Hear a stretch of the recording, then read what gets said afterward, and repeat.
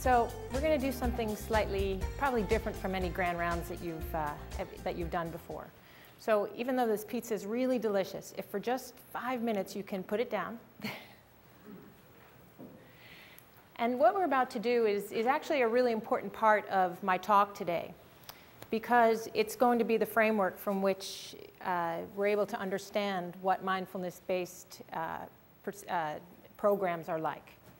You know, and it's experiential, so unless you experience it, it's hard to really get a feel for it.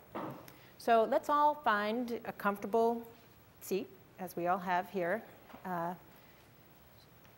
Just finding a seat where you're feeling as comfortable as you can be in these chairs. And if you feel comfortable, just close your eyes.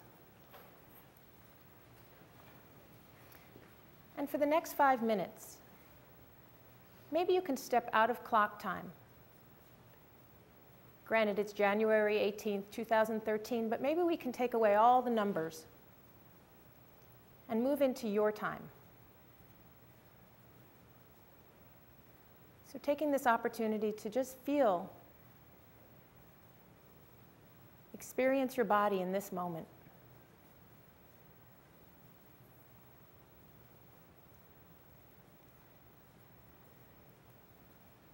And what we're going to do is shift awareness, bringing our attention where we want it to go.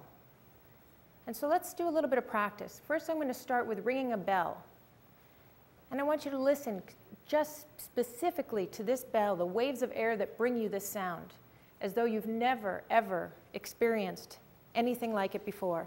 And maybe being extra aware of those last 5 seconds until you can't hear the sound of the bell anymore.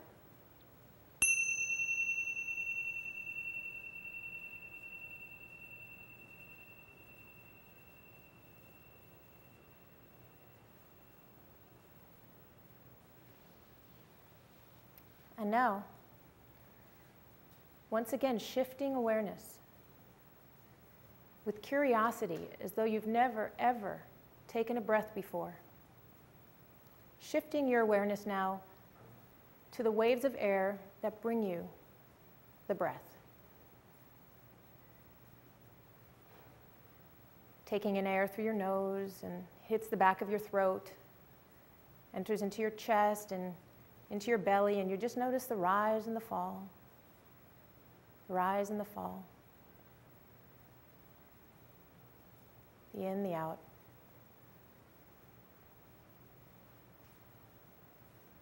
Not necessarily thinking about the breath, but actually becoming the breath.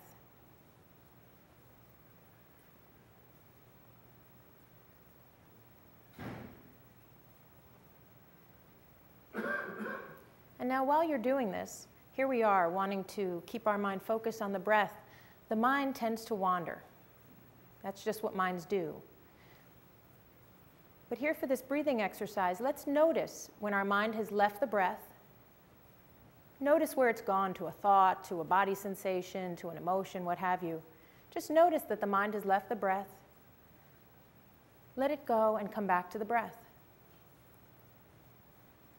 And if that happens 100 times in the next minute, that's just 100 times to come back to the breath.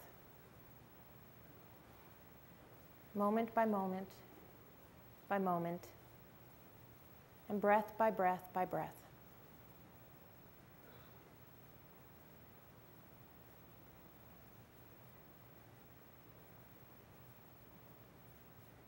Let's end with a poem by Rumi. This being human is a guest house. Every morning a new arrival, a joy, a depression, a meanness. Some momentary awareness comes as an unexpected visitor. We'll welcome and entertain them all, even if they're a crowd of sorrows that violently sweep your house empty of all of its furniture. Still, treat each guest honorably. He or she may be clearing you out for some new delight. The dark thought, the shame, the malice. Meet them at the door laughing and invite them in. Be grateful to whomever comes, because each has been sent as a guide from beyond.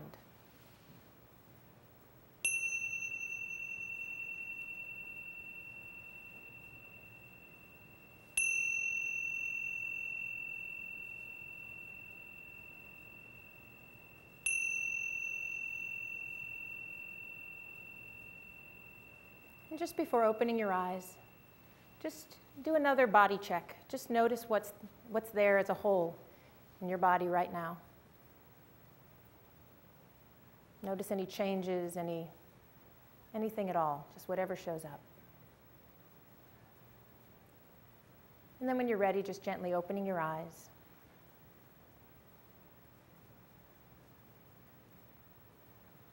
Great. You guys look a little relaxed. All right. So that was a taste of mindfulness. In 5 minutes, I mean, from the looks on your faces, brought your level of anxiety. I don't know what happened, earlier today, but, there's always stress involved in a day. I think I probably, in 5 minutes, brought your level of anxiety or stress level down faster than any pill could ever. And there are no side effects. And it doesn't cost any money. And it goes with you everywhere. So that's my prescription for you, is to use the breath, certainly throughout your day. It can do wonders. So that is an important way to start this talk. And we're going to be talking about mindfulness-based tinnitus stress reduction, which is an 8-week program that I designed based on the mindfulness-based stress reduction program that I believe Stu Eisendrath has been here before and talked to the group about his work with MBTSR and treatment-resistant depression. And mindfulness is kind of the new buzzword, or at least it is in my life. So, this is a program that's based on Jon Kabat-Zinn's mindfulness-based stress reduction program. And it's specifically for tinnitus. Now, I'm going to play you a slide, or I'm going to play you an audio slide, because tinnitus is very misunderstood, even by the experts. Very misunderstood problem that many people are dealing with. So here's an NPR story. It's just a quick minute or two that gives you a good impression of what we're going to be talking about. It's Morning Edition from NPR News. I'm Steve Inskeep. And I'm Mary Louise Kelly. Good morning. Today in Your Health, 2 different approaches to treat ringing in the ears. About 50 million Americans have the problem. It's called tinnitus. In our first story, NPR's Nancy Shute reports on new efforts to understand where tinnitus comes from. When Mark Church went to the dentist for a routine visit 11 years ago, he didn't think that one visit would change his life, but it did. That evening, I noticed that my ears were ringing. That's a sound created by the American Tinnitus Association, and Church says it's pretty close to what he heard. That's enough. Let's turn it down. But Mark Church couldn't turn the sound down. A week later, he was still hearing it, so he went to the doctor. The doctor said he had tinnitus. But what do you do for it? Is there a pill or something that you get? And he said, no, you don't do anything for it. I go, well, when does it stop? He said, well, it's not going to stop. There are no cures for tinnitus, but a lot of researchers are working on the problem. That's good, because for about 2 million Americans like Mark Church, tinnitus interferes with life. I was having panic attacks. I couldn't sleep at night. I lost my appetite. I was losing weight. He had to stop working at the software company he owns in St. Louis. I just could not sit through business meetings. I could not just do I couldn't figure out my responsibilities. I was just not able to think clearly. For a long time, doctors thought tinnitus was a problem in the ears, but they now think it's a problem in the brain. This research has gotten a big boost from the Defense Department. It's funding research because 20 to 40% of soldiers coming back from the Iraq and Afghanistan wars have tinnitus due to hearing loss caused by gunfire or explosions. Michael Kilgard is a neuroscientist at the University of Texas in Dallas. Hearing loss is causing changes in the brain, and those changes in the brain sometimes lead to tinnitus perception. It's like the brain is trying to fill in for sounds the ears no longer hear. Kilgard is trying to teach the brain to stop paying so much attention. He's using vagus nerve stimulation, which is also used to treat depression, to give the brain a tiny jolt of electricity. Instead of having 2 neurons representing 1 tone of tinnitus frequency, you now redistribute the resources evenly. But these are still just potential treatments, leaving people like Mark Church with few options. Nancy? Oh, sorry. That was the end, by the way. Nancy Shute, NPR News. I jumped the gun there. So you probably, when you first looked at the title of today's talk, you were like, well, why are we learning about this? You know, we're not going to really be dealing with this much. Well, tinnitus, as was mentioned on here, 50 million Americans experience tinnitus. And you know, anytime I talk to a room full of people, my question is not, does anybody have tinnitus? It's who in here has tinnitus? You know, because there's always one in a crowd, or more in this case. But so 50 million Americans experience tinnitus. You guys might have gone to a loud concert sometime, and oh, you know, even in the next morning, your ears are still ringing a little. That's kind of what we're talking about there. Now, 16 million people seek medical attention for it. So they're bothered enough by it that they're going and asking their doctor, hey, what is this? And 2 to 3 million are so disabled by it that they're really not able to function, Mark Church being an example of that. And so tinnitus and war. And it shocks me that, you know, some people, you know, working in psychology and in audiology or, you know, well, certainly in audiology, but in psychology haven't really gotten much experience with tinnitus, because I was shocked when I read this, but the most common or the most prevalent service-connected disability that our veterans are coming back with, number 1, tinnitus. Number 2, hearing loss, and the two can go hand in hand. Number 3, PTSD. So, you know, that just kind of gives you a framework for what we're talking about here. So common causes of tinnitus, of course, noise exposure. The IEDs and the blasts and what have you that are going off are doing severe damage to the ear and leaving people with both hearing loss and tinnitus. Head and neck injury, that's another big one. If you have a wound to the head or, you know, some kind of head trauma or neck trauma, it can also cause tinnitus. Acoustic neuroma, that's when there's a tumor that grows on the acoustic nerve. Blood vessel disorders, ear infections, earwax, Meniere's disease, which is an inflammation of the vestibular canals system, otosclerosis, the hardening of the bones in the ear, TMJ, temporal mandibular joint pain. That's a mouthful, TMJ pain, and stress. So, and there are many other causes. I should put an et cetera at the bottom of this list. And medications can sometimes cause or even worsen tinnitus. Antibiotics can, cancer medications can, diuretics, quinine medications, and even aspirin. All right, so just to reiterate maybe a little bit about what was discussed on NPR, there's no single cause of tinnitus. There's no single medical treatment for it. You know, it's not like you walk into the doctor with tinnitus and we know, you know, what's going to work for you. Lifestyle and general health are affected. You're probably also wondering, why is a psychologist interested in tinnitus? Okay? Because there's no cure for tinnitus. When people come into my office, I tell them right off, I'm not here to cure tinnitus.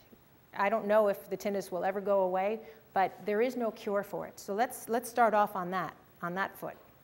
Okay? But what I'm really dealing with is the anxiety, the depression, and the sleep difficulties that result from it. Imagining, I mean, you can make a real good comparison to chronic pain.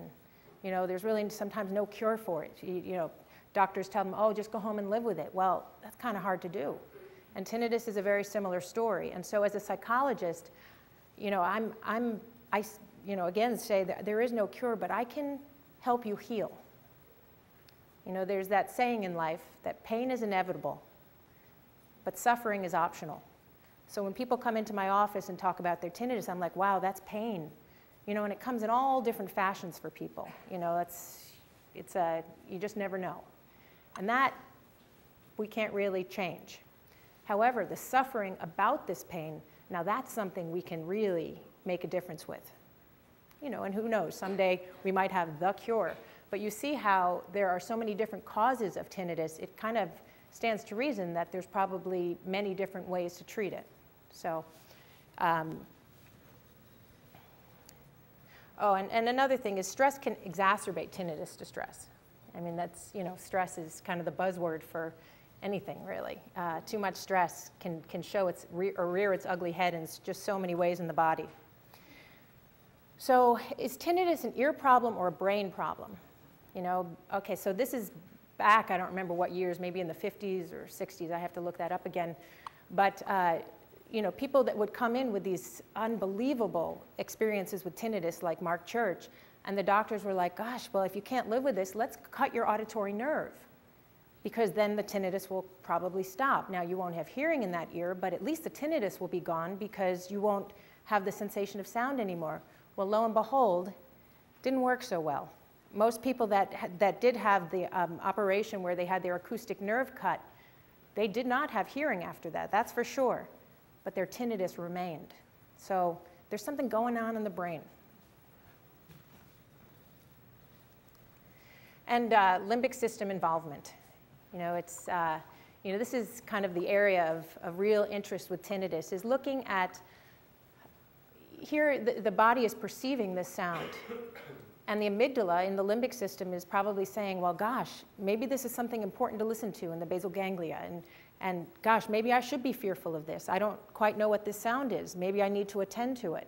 And so that keeps the continuance of this high-pitched tinnitus noise.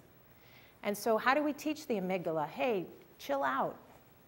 You know, and so using the prefrontal cortex is one of the theories out there. It's the part of our brain that helps us with executive functions, reasoning and planning and impulsivity and such, and attention, and all of those different things to maybe convince the amygdala that, you know what, you don't have to worry about this.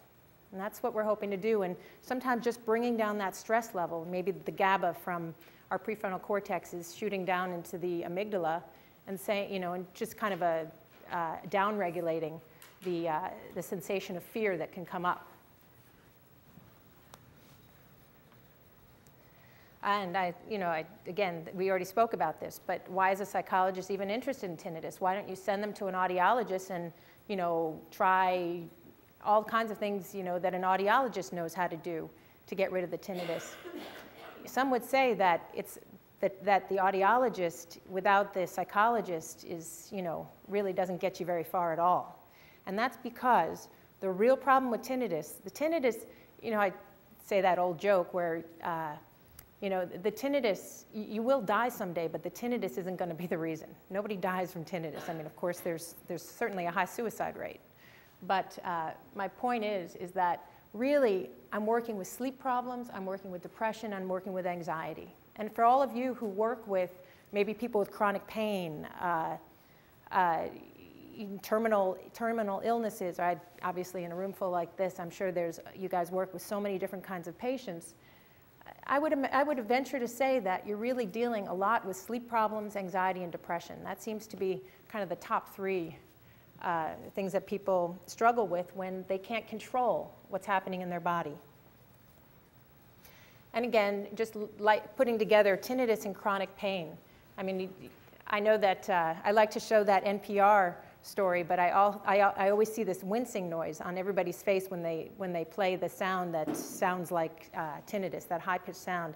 I mean, it's not my favorite part of my talk because I can't stand it. So, but that just gives you an idea of how chronic and how almost like that lower back pain or you know, pain in general and that doesn't go away, how it can really affect your attention. I mean, you can't focus on anything. You know, you can't pay attention to the lecture because your back's hurting so much or what have you. There's that problem with it, and feelings of depression like, God, what did I do to make this happen? Or anxiety, oh my God, what if it doesn't go away? Okay, so. All right, and so I'm, just for the sake of time, I might jump a little bit ahead, and I want to talk about mindfulness-based stress reduction first, and what is it? Or better yet, what is mindfulness? You know, again, giving this talk in California is kind of easy because, you know, here at least in the Northern California, we're kind of in the mindfulness mecca, right? So everybody's talking about mindfulness, but what does it really mean? Okay, so in Jon Kabat-Zinn's words, who was the originator of mindfulness-based stress reduction, he would say, or he says, that mindfulness can be defined as paying attention in a certain way on purpose without judgment. So really 4 things: paying attention in a special way on purpose without judgment.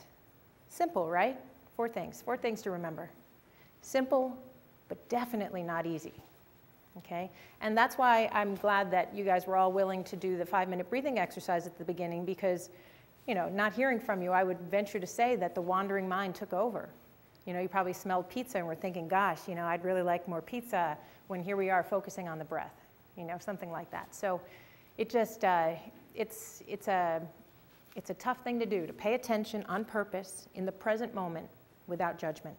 The without judgment part is a real sticker for a lot of people. Okay? And so what the 8-week mindfulness-based tinnitus stress reduction program provides people is an 8-week training program. For example, we meet about 2.5 hours a week over an 8-week period of time. And within that, we do a lot of experiential exercises, talking about how thoughts are not facts, talking about the tendency of the wandering mind. And also just the exercises, whether it be a body scan meditation to connect people with their body, sometimes for the very first time, because oftentimes people with chronic illnesses, they hate their body. They want to push away. And what's really interesting with the tinnitus and any chronic pain is it's interesting because people just naturally, on their own, will just try to ignore it.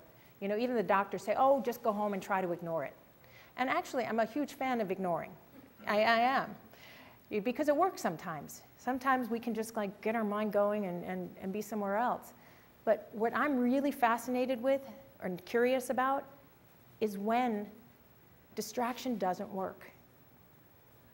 Okay? It's almost like taking care to the next level. All right? Like we have, you know, just so many things to, you know, to grab our attention, whatever, you know, we enjoy doing, whatever, you know, work tasks that have to be done. But I'm curious about 3 a.m. at night when there are no distractions and you're just there with your tinnitus. And so mindfulness-based stress reduction, mindfulness in general, teaches you not to push away from the pain, not to push away from the tinnitus or whatever is bothering you, but to actually move into it. And that's pretty radical. That's pretty radical. Moving into it with mindfulness, in the present, on purpose, without judgment. Okay? And so what people find is they take a risk and they're like, well, wait a minute, that sounds kind of crazy. I don't want to move into my tinnitus. And I said, well, just, you know what, take a risk and see what happens.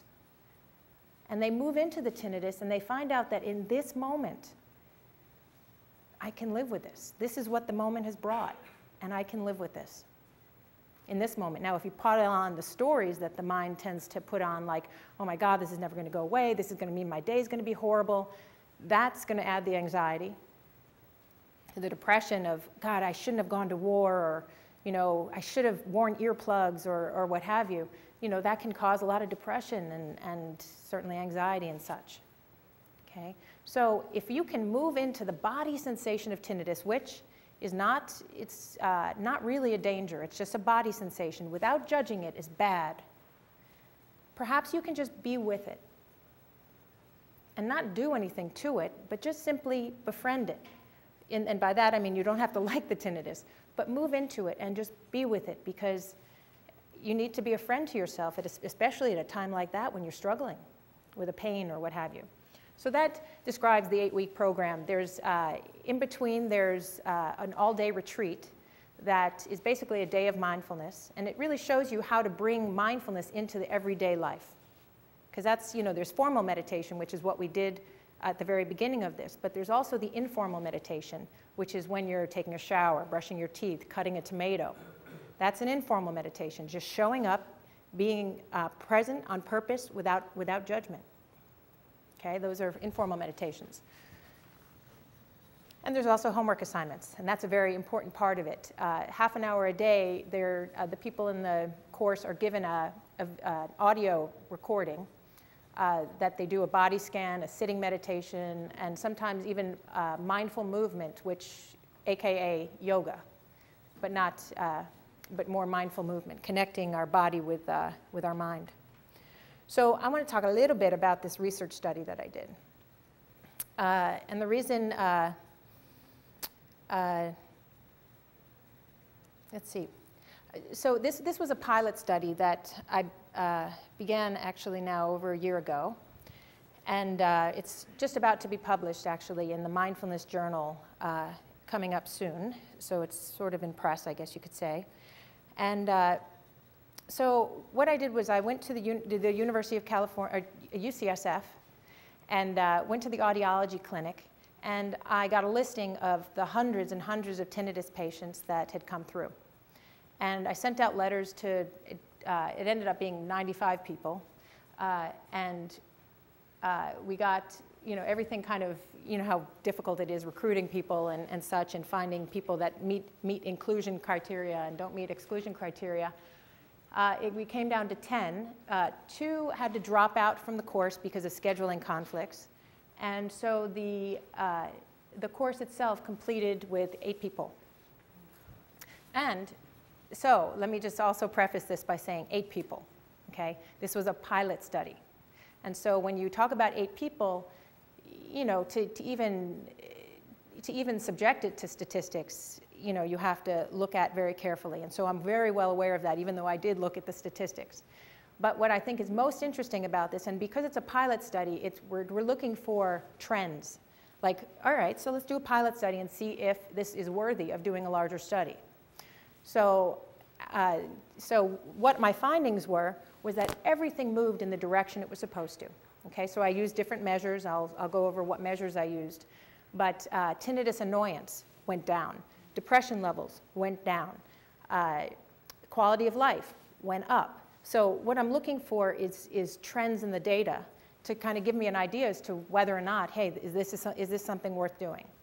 So we're going to pay a little less attention to the numbers, even though I certainly spent a lot of time on the numbers. Let's talk about some measures for those who are interested in this. The Tinnitus Handicap Inventory is kind of the gold standard in the field of audiology, the THI. It's the main, the one on top here. It basically is showing the severity or the annoyance of tinnitus. Okay, so that was the primary outcome measure. And then we were looking at VAS scale, the Tinnitus Visual Analog Scale, tinnitus percent awareness scale, how aware of it were they, the SF-36, which is quality of life, symptom checklist 90 revised, which just looked at general symptomology, psychological symptomology, and a Hamilton Anxiety and Depression Scale to look at both of those areas, and then the 5-factor mindfulness questionnaire, which, as it stands today, which is a pretty well-used and well-respected mindfulness scale. And then what I'm really going to dig into in the next few minutes is the post-intervention feedback form. At the end of the 8-week period, I gave everybody what I call a PIF, the post-intervention feedback form. And that gave a little bit more qualitative idea of how people were doing. So results, decrease in tinnitus annoyance and severity, a reduction in depression and phobic anxiety, improvement in the mindfulness facet of non-judging, increase in social functioning and overall mental health. These were all trends that I saw. And here's the numbers. You can see the different scales or the different measures that were used. And I used effect size just to show the, t-tests and such were not, it's hard to, we want to see the impact that these scales are having. And for the small number of people that we were using, we looked at effect size. So here, just a quick visual. The Tinnitus Handicap Inventory, pre 50.63, going down after 8 weeks to 39. And then, fascinatingly, I met with a group a year later and gave them the THI again, and it went down even further, 12 months later. Okay, so something's going on here. I'm curious. I want to see what this is. So here are the scores. For example, on that THI, the Tinnitus Handicap Inventory, we had one person in 12 months later went from a 78 at the beginning, at post-treatment down to 26. So that's a pretty significant jump. All right, and so this is the fun part, hearing what the people actually say about the group. And this was on the qualitative post-intervention feedback form that I gave out to everyone. So I'm just going to read to you some of the comments of the participants of the group. One said, "Tinnitus doesn't seem like a terrible curse anymore. It's sometimes annoying, but not insurmountable." Another one said, "I have come to see it, tinnitus, now is just another sensation, typically unpleasant, rarely neutral, never pleasant, but I try to be aware without judging. Each and every day I think about you saying that there are pleasant, unpleasant, and neutral moments. Sometimes I ask myself, is this an unpleasant or neutral experience? Well, 99.9% of the time, the answer is it is a neutral experience." So change in psychological distress. Let's see just some comments that kind of touched on that. "I am sleeping in a more regular pattern now. When I take medication to sleep, I'm taking half instead of the full dose." That's good. That's good to hear. All right, in one of our sessions you said when going to sleep, just let go. Man, oh man, has that helped me. I'm a planner and I used to plan out the next day as I was lying in bed waiting to go to sleep. Well, bad idea. Now when I go to bed, I just monitor my breathing or go into choiceless awareness mode. I absolutely refuse to follow any goofy thoughts my thinking mind brings up. I just let go. Next thing you know, it's morning. Fantastic. Depression. I can go into the ringing without going towards depression. That was quite a statement. Symptoms of anxiety, and this is a lot to be reading here. Symptoms of anxiety. We had a power failure last night just before I was going to bed, which meant my white noise generators would not work. And for people with tinnitus, again, distraction. And I'm a big fan of it. I mean, if the white noise generator is helping you, then use it. That's kind of my attitude. And so, once again, which meant my white noise generators would not work. And because I'm getting ready to put my house on the market, my battery-powered white noise generators are in storage. Before our study, I would have gone into a complete panic, thinking about going to bed without white noise. I would have broken into a cold sweat. But because of your sit-down meditation in which we breathe into the ringing, I knew I could handle silence in bed. Thank you. The study saved me from having a panic attack. Whew, close call. And just for time's sake, you guys get the gist of it. We got a lot of great comments, and I'm also wanting to be balanced here. I have no negative comments to report to you from this. I mean, so this is not just cherry picking the good stuff. This is it. This is what I was getting. So limitations of the study. We've already addressed the fact that it was a very small study, and I'm hoping to find a home for a larger randomized controlled trial. There was no active control group, which I would love to put into the design of the next study.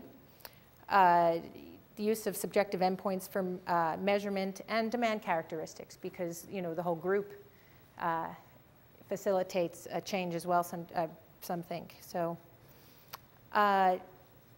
So big conclusion: the study results suggest that training in mindfulness may show promise for people with tinnitus and warrants further study in a larger randomized controlled trial. So what's next? Maybe NCIRE funding, NIMH funding. I'd like to, have a follow-up, 3 months and 12 months, which I think are quite important. And for those, I'm sure none of you have a pen on you really while you're here, but for those who would like to read the study itself, it's in press right now. And I want to thank you. And I want to open it up to any questions that you might have. There's so much to go over here that I'm sure I've kind of only touched on certain areas, but does anybody have any questions?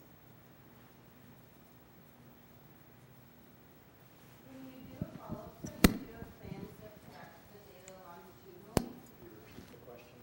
I'm sorry, I couldn't hear that, actually. If you could say louder. When you do a follow-up study, do you have plans to collect the data more longitudinally, thinking in terms specific to the FFMQ? Yes. Yes, we do.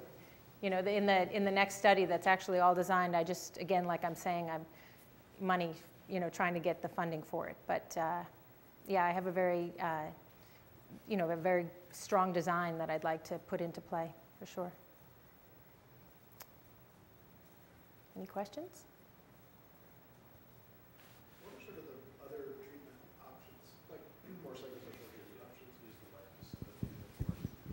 If you were to do an RCT and you were to have an active control, Uh-huh. what might you compare it to? Yeah, well, that's a great question. Okay, this is my opinion about anything is if it works, use it. And so this is just one of many. And mindfulness is not for anyone. It is not for everyone. Okay, and you're thinking probably of the VA population, and they're going to be like, oh, that's voodoo, you know. But we're seeing changes even in that. I mean, there's mindfulness-based stress reduction studies going on all over the VA, and there's an openness to it. The interesting thing about tinnitus is when I was with the group initially, I went around the room and I said, why are you here? I mean, obviously, people were there because I asked them to be, or I recruited, but, you know, the tinnitus was there. But everybody's comment was, you know something, I have tried everything. And if this helps me this much, I'm in. And that's how you get the people from the VA to, you know, at least be open to trying something new. Okay? And so this, you could see this almost as like the treatment of last resort. Because like you said, you know, cognitive behavioral therapy, that's gotten a lot of success for some people. The vagal nerve stimulation, I mean, there's just so many different, you know, I always think of chronic pain. Anything that they've done with chronic pain, they've tried with tinnitus. And so, you know, so there are many different things work for different people. Some people swear by acupuncture. Some people swear by using sound generators. There's behind-the-ear noise generators that you can wear around all day. You know, just kind of balancing out the noise so that you can actually focus on what's before you. Even a hearing aid actually helps some people with tinnitus because there's a connection with the hearing loss there. And so if you're giving more stimulation to the brain, perhaps that's drowning out some of the tinnitus and what have you. And so I'm hearing that your question is more about how to make a control group that would be maybe an active control group. Is that what you're saying? Yeah. Well, it could be a CBT group. It could be, I don't know, it could be an activity group, you know, maybe something to do with exercise, you know, something that, you know, doesn't quite touch on the mindfulness, but that's a real struggle in this field. I can call it a field now. With mindfulness research is finding that active control group that doesn't cross over. But you know, there's some really good studies out there that are experimenting with some really good active control groups. So, and I also want to encourage you. I mean, let me tell you how I even came to this idea.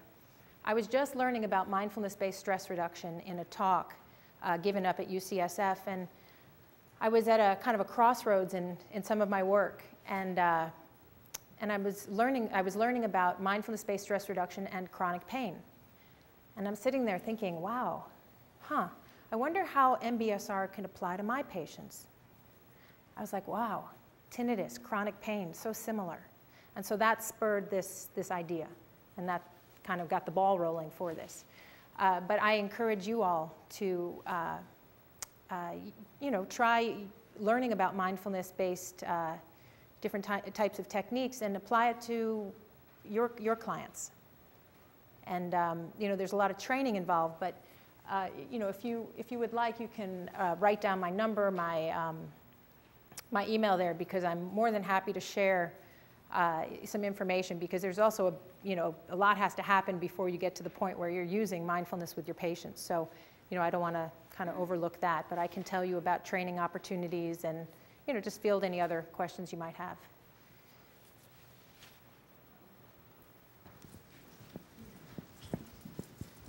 Thanks, Rob. I was a little late, so this may have been covered, and I apologize if it has. We're actually, Tate and I are going to be doing a mindfulness-based stress reduction with patients with PTSD. Yep. And one of the things that I'm wondering if we're going to encounter is when they move into the moment, if some of the intrusions get worse because they have PTSD rather than just a person with ruminative loops. And I would imagine it would be similar to tinnitus, that some patients, when they move towards it, it might get louder. And if there's a subgroup where moving towards it they need to move away from it and then get back to it later? Yes, that's a great question. And as clinicians, we have to really know our population and what we're working with. And so a sensitivity to how you can trigger a flashback, you know, and you didn't even see that coming. All of a sudden, this guy is or this woman is having an experience. So tread lightly is my, you know, and be very aware of what's happening with the people you're working with. Now, the body scan, for people who are doing this kind of work, you probably know what I mean, but the body scan is pretty much what we start with. That's like kind of actually we start with a raisin eating exercise to show people that just, you know, that you can be mindful while you're eating. So if I ever give you a talk again, I'll bring raisins and we'll do a raisin eating exercise. But so what we start with is the body scan. And that's a very gentle meditation that simply helps you bring your awareness to different parts of the body. You know, moving, maybe starting in the left toe and moving up the left leg and then going to the right toe and then moving up the right leg, you know, into the body cavity and you know, all over the body. And it's a gentle way to have somebody connecting the moment with, you know, bringing their awareness to different parts of their body and trying to, and staying present to the point where they realize that this is really happening in the moment. You know, and that's the problem with PTSD is sometimes, you know, these flashbacks to another place. And so really prepping them with the wandering mind and how you can always come back to the breath. That's our safety, I guess you could say, is that the breath is always there. Like now, when I'm working with people with tinnitus, in fact, I'm running a group right now for people with multiple sclerosis. So, you know, their bodies have not been their best friend. And so certain parts of the body can trigger certain emotions like, oh yeah, you know, my leg never used to hurt, now it hurts. You know, those comparison thoughts can sometimes come up. And the person can, I think of it as a person will get to a certain part and they hold on to it like this. You know, oh my God, my leg, you know, this is gonna keep hurting me or what have you. And so what we're doing in the body scan is seeing if we can just do this. And just hold it in awareness gently. And that is I mean, if you can get that one skill going for somebody, I think that can do a world of good. But, you know, it's something as absolutely simple, but not easy as that. If they're having some kind of reaction, you can always encourage them just to come back to the breath. It's about noticing and coming back, noticing, coming back, being aware, letting go and coming back. So going back to my original statement, it's tread lightly and be aware of your population and give them a place to, you know, preparing them with how to use the breath to be their own best friend. Yeah, so. All right. Thanks for being here. Thank you.